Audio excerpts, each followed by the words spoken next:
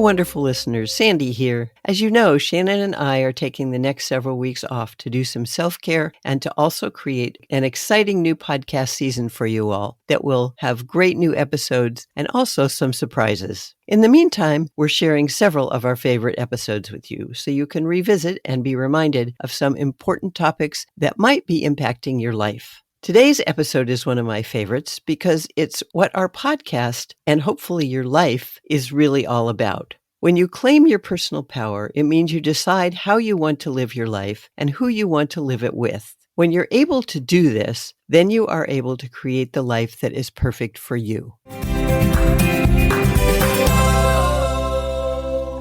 Hi, Shannon. How are you this day? I am great. How are you? I am well, thank you. I'm pleased that we are revisiting the topic that started this entire podcast today. Yes, it's very exciting. Our very first episode 2.5 years ago was about personal power. And we thought maybe it was time for us to look at it once again and give our listeners the opportunity to see how they're doing with claiming their personal power. Yes, because it's one thing to know what it is. It's another to actively grab hold of it and incorporate it into your life. Yes, there's a big difference there. And when you have personal power, it means you have the ability to influence or control your life. You choose how the people around you treat you. It's the capacity to act and make choices according to your values, goals, and beliefs. And if you don't claim your personal power, it can negatively affect your life. Absolutely, in many, many ways. So we hope that our listeners are all in charge of their lives. But we're going to look at this anyway, because it's important to understand that when you don't claim your personal power, you will feel helpless and dependent on other people. And you might feel stuck in a negative situation and think that you're powerless to change your circumstances. So you are just stuck and miserable. And then your self-esteem is low and you have self-doubt. Yeah. And then all of those things can lead to making poor decisions, and you might be struggling to make choices that align with your values because you're feeling such a lack of control over your life. Right. And you're letting other people tell you what to do instead of you choosing to make your own decisions. You don't have any boundaries. You find it challenging to establish boundaries, and that can really affect relationships, both personal and at work. And it can affect the direction you go in as well when it comes to setting and achieving goals, whether in your personal life or your work life. It can be really hard to do that if you're giving up your power. And even if you do set goals, you may find that you're not as resilient as you might have been. It's harder to bounce back from challenges, and it may lead to kind of a perpetual cycle of setbacks and discouragement. Yeah, it can just self-perpetuate horribly. Then it can affect your mental and physical and emotional health in a negative way. You'll become stressed and anxious, and you'll just be sick, and that doesn't work either. So when you don't claim your personal power, there's a lot of negativity around that. It can be cyclical. I know in my life, I have pretty much had good self-esteem for most of my life, thanks to my amazing mother, who made sure I knew all this stuff from a young age. But there was a point in my 40s, especially when I was still single and the world started treating me differently as a single 40-year-old woman. People were suddenly very concerned about me.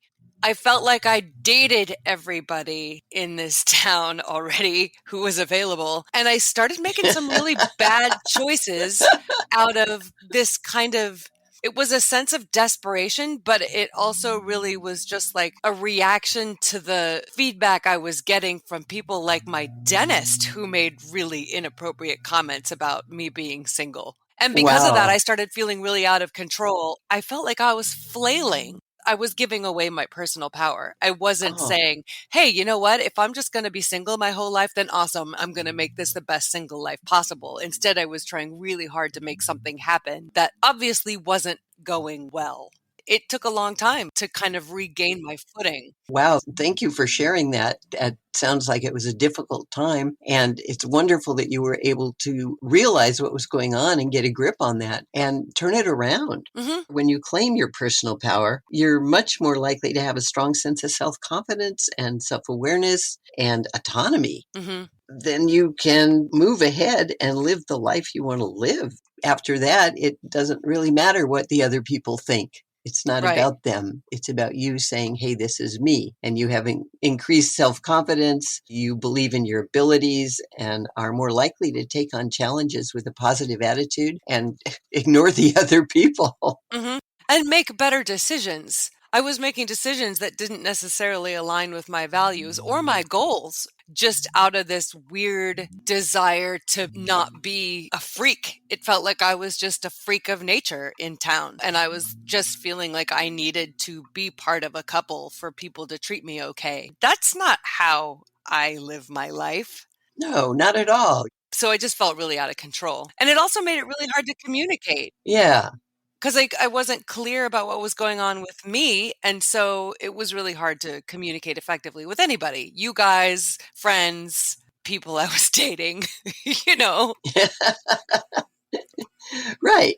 When you do claim your personal power, it makes your relationships much healthier and makes all of your environment, work, social, whatever, much more comfortable for you to function in, Mhm. which is sounds like what you did, Shan. Eventually you said, wait a minute, I'm just me and I like being me. So get off my back and go live your life. Right. Right. And you were resilient when you claimed your power. You said, wait a minute, I'm not going to let anything set me back or become a challenge.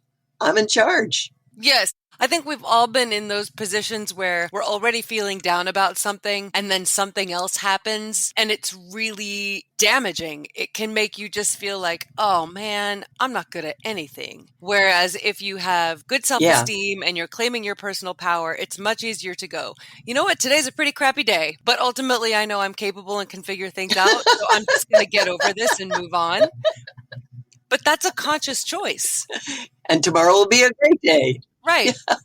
That's great. Then you have the ability and the internal strength. And that's what personal power is, internal strength to define and achieve your goals. And you did that. Good job. It's also, I think, important to note that when you're claiming your personal power in a healthy way, other people are more likely to look up to you, to follow you. If you're in a position of management or leadership at work or school or wherever, you've probably seen people whose lives are out of control, who are in positions of authority, and it's really hard to respect them and follow them. And so if you're claiming your personal power and creating boundaries, It's confusing. it's confusing and scary because you don't know where they're leading you, off a cliff, maybe. Right. Yeah. If you're taking control of your life and setting boundaries and being congruent with your values and your goals, then that kind of behavior will draw other people to you and make them more inclined to respect you, follow you, trust you, all those fun things we all want. Absolutely. And like you said, when you're congruent, you walk your talk. You are who you say you are. And if you want anybody to be in your life and respect you, you have to be congruent. And claiming your personal power is a big part of that. So, how do we get there? You can develop your personal power in a lot of ways, and it's so important to do it. First of all, you work on appreciating and valuing yourself and increasing your self esteem and your self confidence. Start noticing what an amazing human being you are and stop shooting on yourself. And so it's really important that you understand you're lovable and worthy and valuable and as good as, or maybe even better than everybody else. You used to tell me that when I was growing up. You would say, no matter where you are or what you're doing, always remember you are as good as anybody. And that was really helpful. Cool. I'm glad it worked. And that's important for kids to hear. That's important for everybody to hear. As good as is really important and very true. And in a lot of areas, you might be better than other people. And you don't get arrogant about that. You just be proud of yourself. Yes. So you start identifying what does and does not work for you and then create boundaries around those things. And it truly is kind of a fake it till you make it situation sometimes. If you're not feeling particularly confident, acting confident can bring about feelings of confidence. So work on presenting yourself in a confident, assertive, respectful way, and then those things will become true for you. Absolutely. That makes the big difference. People will perceive you as being strong and in control of yourself, and then they will treat you that way and see that you're treating yourself that way. Hmm. And it's also important to learn to communicate well, actively listen, make eye contact, and be collaborative. You don't need to be on your own by yourself all the time. Yes, it's hard to portray confidence if you aren't making eye contact with people. So communication is a big deal. It is. And you can't claim your power if you don't act in a confident way. And also, you have to allow yourself to have and voice opinions and pay attention to yourself as well as other people. You set and enforce boundaries around what behaviors you will and will not accept from other people. That's really important. Many people don't have those boundaries, and it creates a lot of problems in relationships and also affects your confidence and your self esteem. If you allow people to treat you badly, it's going to damage how you feel about yourself as well as how they feel about you. So pay attention if you're undermining yourself. And when we talk about being okay, voicing your opinion, allowing yourself to have an opinion, there's a way to do that without putting other people down. This is where communication comes in really handy. Learn how to say what's on your mind in a way that's respectful to people. It's incredibly powerful. We're not talking about putting anybody else down, being negative about their opinions. There is a way to say, oh, yeah, I can see where you're coming from. This is how I feel about this. Does that make sense to you? You don't have to be a jerk. Exactly. And you don't even have to ask them if it makes sense to them. If you don't really want to know, you can just say, that's your opinion. This is where I'm coming from. Let's agree to disagree if we can't find common ground, because we're Yep. still both dynamite people and we have a fabulous relationship here that we're not going to let this issue or this opinion get in the way of. And when you have personal power, you can do that, and you can talk about what you think and feel without putting the other person down. Yeah. And that is a form of setting boundaries. Exactly, which is what you do when you have personal power. And always act in a reliable and trustworthy manner. People have to be able to count on you to do what you say you'll do, be who you say you are. And when you claim your personal power, you do that. Absolutely. And one of the best ways I've found to kind of create my personal power for me is just to pay attention to what my body is feeling. Because if I'm violating one of my values in either the way I'm treating myself or the way I'm approaching the world, I'll feel it. I'll feel all twisted up inside. Sometimes writing in a journal can help. Mm-hmm. Sometimes just stepping outside yourself and paying attention from a different vantage point can help you see, I'm not acting in a way that's congruent with what I believe, or would I treat other people the way I'm treating myself? Giving yourself a different perspective on your behavior can help you identify whether you're acting in a way that claims your power or if you're negating that.